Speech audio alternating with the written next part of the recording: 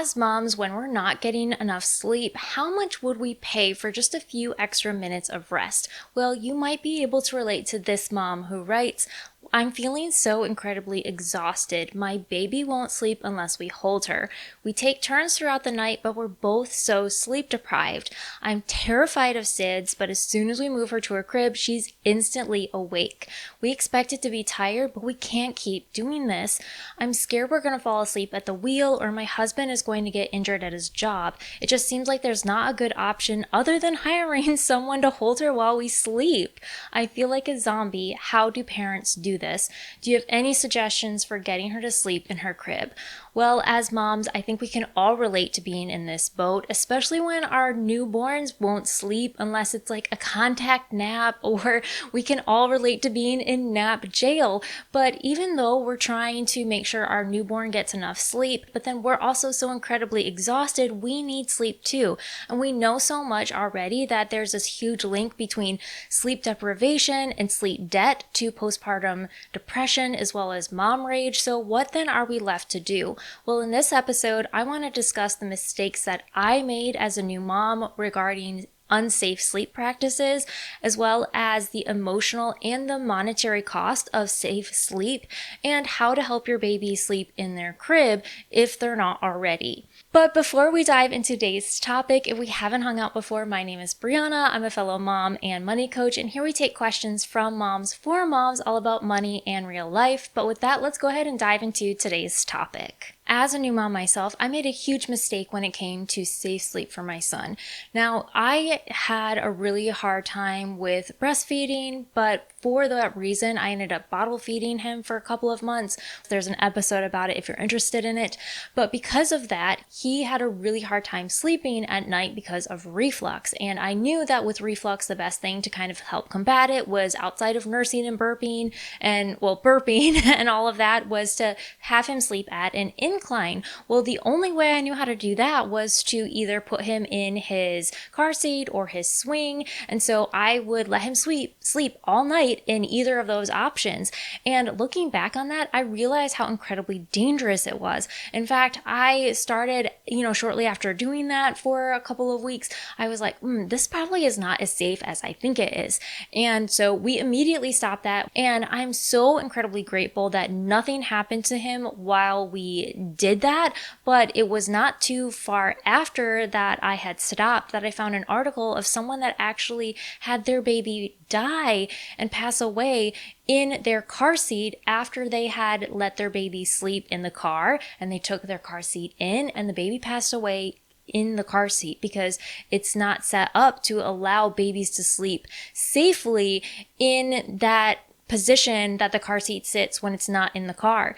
And it's just like so challenging as a mom to figure out, like, okay, there are certain things that my baby seems to need to be able to sleep well, but that's completely against the SIDS, guidelines for safe sleep.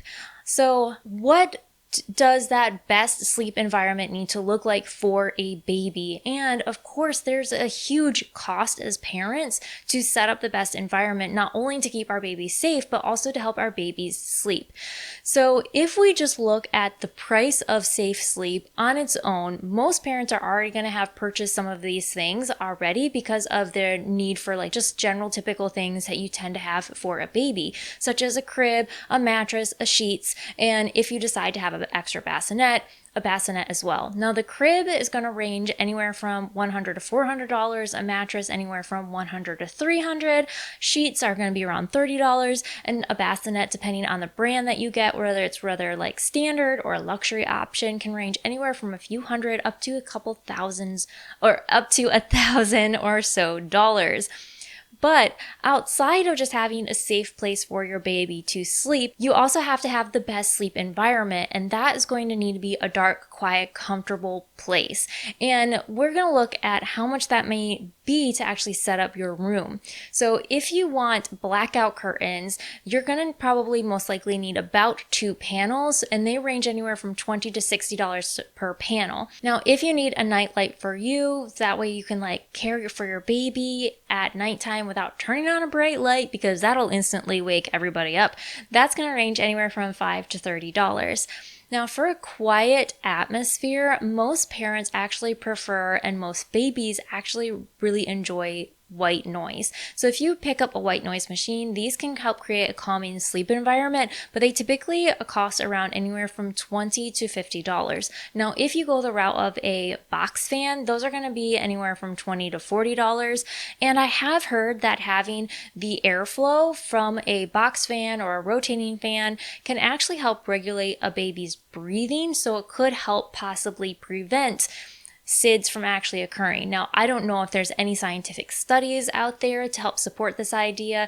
If you're interested, you can go ahead and complete your own research, but that was one thing that I had heard of, and I was like, hey, if it helps, like, sure, I am all for it. The other thing is you need to make sure that your room is a comfortable temperature. So for babies, that's going to be anywhere from 68 to 72 degrees Fahrenheit. Now, the room that we had when I was in this stage of my motherhood was a older farmhouse home, and so it felt very drafty. And so we actually purchased a separate space heater as well as a separate AC window unit that had a temperature control, so that way I could set it based off of the actual heat of the room to help regulate the room's temperature to a more comfortable degrees for my babies to sleep. Now, if you add in additional swaddles to help your baby feel secure and snuggled, those are going to be anywhere from $10 to $50. A humidifier, those could be anywhere from $20 to $100 depending on size. And some parents find that diffusers to help add some like lavender or vanilla to the air, those can range anywhere from $15 to $40, but that can also help set up a more calming, peaceful environment for your baby to sleep well. Now, some parents will use pacifiers. In fact, there's, again, based off of different research or evidence, some people say like, yes, a pacifier can help prevent SIDS. Other people are like, no, it kind of can inhibit or cause nipple confusion. So you as the parent need to decide what's the best option for you. But if you decide to use a pacifier, those are usually generally pretty affordable, and prices can range anywhere from like a few dollars to about $10. Of course, buying secondhand options of these can reduce the cost, but if we look at the average amounts for all of these options, it's going to put us right around $600. That seems expensive for setting up the best sleep environment for your child, but thankfully, some of these things you'll most likely already have on hand, so it's not like you're dropping $600 just for a good night's sleep as soon as your baby is born. Now, when it comes to the fact that, as moms, as parents, we don't get enough sleep as it is, especially with a newborn infant. If you're in a position where you could hire help, it is going to be really expensive. So if you decide to hire a night nanny or a doula that offers these services to basically hold your baby while you sleep, they're going to range anywhere from $20 to $50 an hour. If you decide to go the route of a sleep consultant, depending on if you haven't figured out how to help your baby sleep in the safe environment, sleep consultations can cost anywhere from $100 up to $1,000 or more. Now, these can be, of course, various different factors that can inflate or reduce the cost, such as doing a sleep consultation online, over the phone, or in-home. And some insurance may cover the cost of a sleep consultation depending on if it's a medical necessity. In order to combat the concern of SIDS, there are several different sleep socks that have flooded the market in recent years. The most popular one is probably the Owlet Dream Sock, and that averages around $400. Now, there are some positive and negative feedback from parents. Some positive feedback being, of course, the peace of mind and knowing that it can track sleep and they can adjust their baby's schedule based off of the natural rhythms of their baby's sleep cycle, and also that they can have a little bit more insight to any medical concerns that may be occurring. Some of the more negative feedback around these types of devices is a lot of false alarms or connectivity issues that are leading to false alarms and causing increased anxiety in parents when alarms go off. And also, as well as comfort and fit. Some of these wearables end up burning or have burned babies' feet in the past. Now, some experts also have their opinions about these wearables wearable devices as well, such as like overconfidence in the ability of these wearable sleep trackers to then kind of combat parents' natural intuition or concern when it comes to relying so heavily on wearable devices, or because a baby is wearing one of these wearable devices to help alert the parents, that the parents are more likely to put these babies in unsafe sleep situations. But the question ultimately ends up being, how safe is safe sleep if you're a sleep deprived parent? Such as one mom that wrote, "I wonder how safe having a sleep deprived parent is compared to a baby sleeping in a non-safe sleep environment, like falling asleep while driving, not being mentally aware and tripping over something or dropping their baby, or being pushed so far past their breaking point they end up shaking their baby. I think that there are risks all around." And I do think that this is a really interesting and also valid concern when it comes to parents. Like, we already know how poorly postpartum depression impacts mothers' mental and physical health, but also what additional risks are, occurring to our babies if we as parents are not getting the sleep that we need to be able to function and care for our babies properly. One statement that I did read in an article kind of researching this topic that I thought was so incredibly helpful was the AAP, which is who establishes the safe sleep guidelines, has to err on the side of being conservative, but every family has to decide what works for them to be sure the baby is safe and that everyone is getting enough sleep and that everyone's well-being is taken care of. Now, I know that every mom is going to be different when it comes to what they feel is appropriate or how they choose to follow the safe sleep guidelines, but some things that I did find that were helpful for me, after I was reevaluating the choices that I was making when it came to the unsafe sleep practices that I was putting my son in while he went to bed, and that was considering co-sleeping. So again, every mom is different, but when it does come to co-sleeping, there are the Safe Sleep 7 if you decide to, consider or establish this type of environment for your baby to sleep. I'll link an article down below that has a lot of related resources as to how to follow the Safe Sleep 7 from La Leche League, which is a really great authority on this type of sleep environment. But my situation is, even though I did attempt to co-sleep, I realized that for me personally, I was still terrified of rolling over or smothering my baby, especially when they were so small as infants, and I didn't really rest well. Now, normally, prior to being a mom, I'm a really heavy, deep sleeper, but I can instantly wake up and be very alert as soon as I need to be. Whereas I realized that once I became a mom, I was a very light sleeper, and that I was instantly awake anytime something occurred or my mom's intuition, came up, or I heard my baby wrestling or fussing. But because of that, I was not getting the sleep that I needed. So what we ended up doing was establishing a very specific sleep routine that we tried to follow to not only help me get enough sleep, but also help my sons sleep very well as infants. So our sleep routine was, we would go through like our normal bedtime routine and put them to bed, but then we would kind of follow this very similar same routine every night during the night when they woke up. When they would wake up, either myself or my husband would immediately change their diaper, because they go through a lot of diapers as infants. And that way they are most alert at that point in the night where they're already awake, they're already hungry.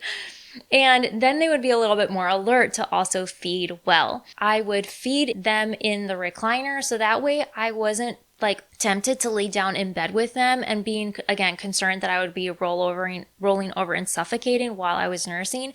But being in a recliner, I could at least rest. And I also felt very safe that the way I was positioned in the recliner, that I wasn't going to be in a position where I would drop my baby because of how I was just positioned in the recliner.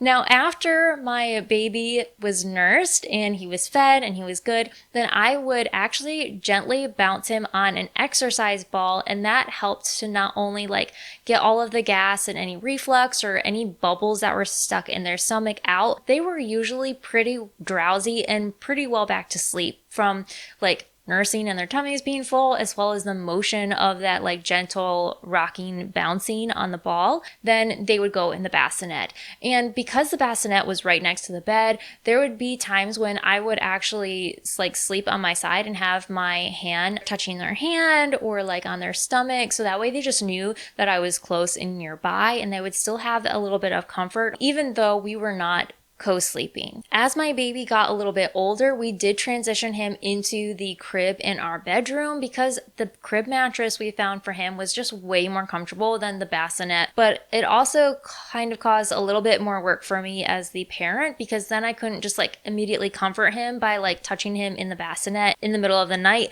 if I heard him kind of fuss or wiggle. You know, like there was a little bit more effort that had to be made to get up and actually walk over to his crib. So one thing that I definitely did do to change up my routine to make sure I was getting the rest that I needed was I would actually go to bed a lot earlier, and then my husband would stay up until the last feeding of the night. And then in the morning, after I would be done feeding my baby, I would actually take him downstairs because that's where the living room was, and I would put him in the pack and play because he was ready to be awake and alert and, you know, like have a grand old time, where I was still incredibly exhausted. So I would put him in the pack and play. Then I would actually sleep and rest on the couch because I knew that he was safe. I could see him. I pulled the pack and play right next to me on the couch.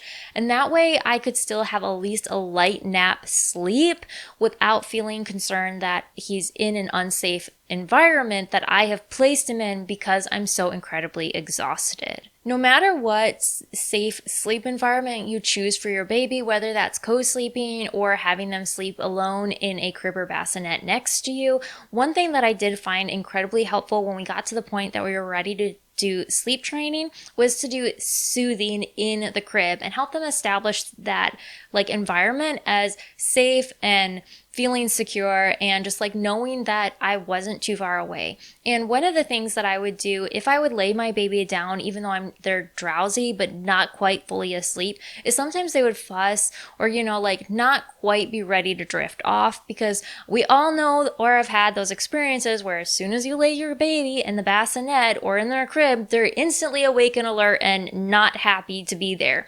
So when I was able to get him down in his crib and he was drowsy but not quite as fully asleep, I actually would kind of like rock, or like, I guess like the best way of like describing it would be like to like nudge his like body so he was like in like a little wiggling rocking motion.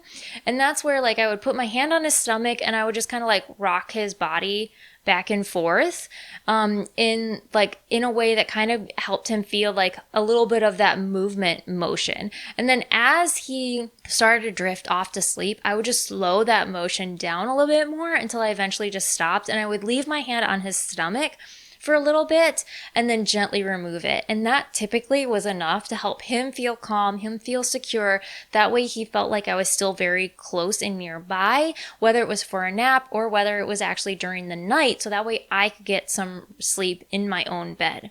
Now, some other moms have actually made some suggestions that I thought were incredibly like smart, and I wish that I knew them when I was in this stage of my motherhood.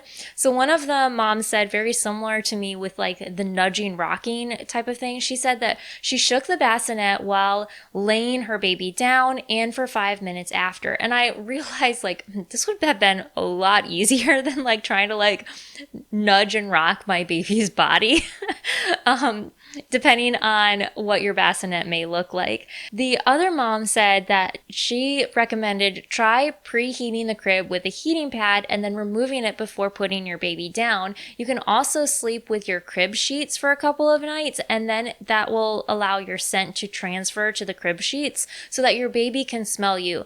She also continues to say the first couple months are rough because you're both trying to figure out and find a routine. So I do think that whatever you end up trying, that even if it doesn't seem like it's very successful for the first several nights, keep doing it, because your baby will start to learn like the habits of what is occurring.